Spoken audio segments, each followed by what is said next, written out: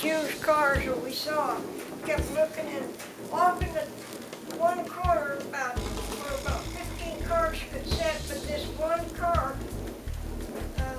Tyler Camper, or whatever you want to call it, was sitting there all alone, and it was a dark color, and there wasn't a whole lot of lights in there.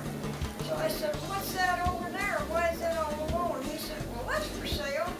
He said, "It's just a year old. It belonged to Boss, and the new ones came out, so the Boss got a new one, took out a new one. This is his old 1-year-old one." So I said, "Is it for sale?" He said, "Yeah, the stickers are." So we went over and started looking at it. I often wondered, why was it stuck way over there in the corner from all the others, you know? Because there was plenty of space for it to be with the others. There were empty car space. And so we took it out to drive it, and Mike liked it. And so it was $12,000. So I didn't try to do him down or nothing, you know. I just said, "We'll take it." And the guy looked at me so funny. He was a young kid, probably. I'll bet he wasn't 25. But anyway, the woman that was writing up everything, even buying a car now, you go through 3 or 4 different people writing this and writing that. I don't understand that method, you know? Do you? But anyway, the second one, the guy said we told him we'd buy it, and he took us over and he introduced us to this woman. She wrote up the contract and everything, and then she took us to another guy. Then we went to a woman, then we finally went to another guy. And I could not figure out why we had to go through so many.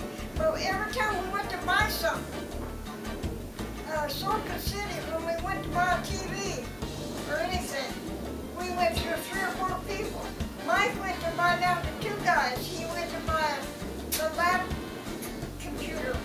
He went through 3 people, and I can't figure out why you have to go through so damn many people when you used to go through one person to buy it. So, but anyway, they couldn't figure out why I wanted that particular one. I said, "Well, you painted some other color, I prefer it." I said, "But I'll take it like it is." Mike says, "Well, I like that dark green." I said, "I don't.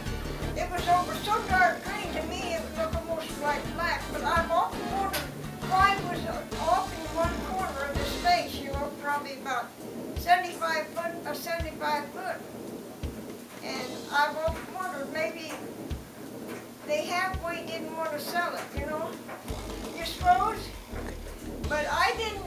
He had it written up on the paper like they do on the side windows, and I could have probably, Mike said, "Why didn't you knock it down a couple of hundred?" And I said, "I don't know, I didn't even think about it."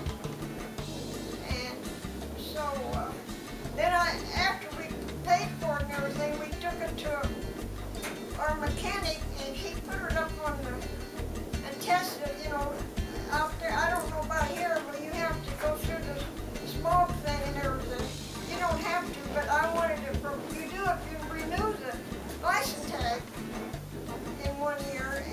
But this time I had him. He said, "You got a good car there," and he said, "What'd you pay for it?" And I told him, and he said, "Well, you got a good buy here." And so, you know, I still can't figure out why it was off in that corner.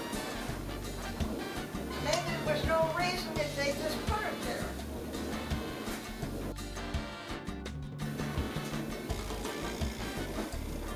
But it was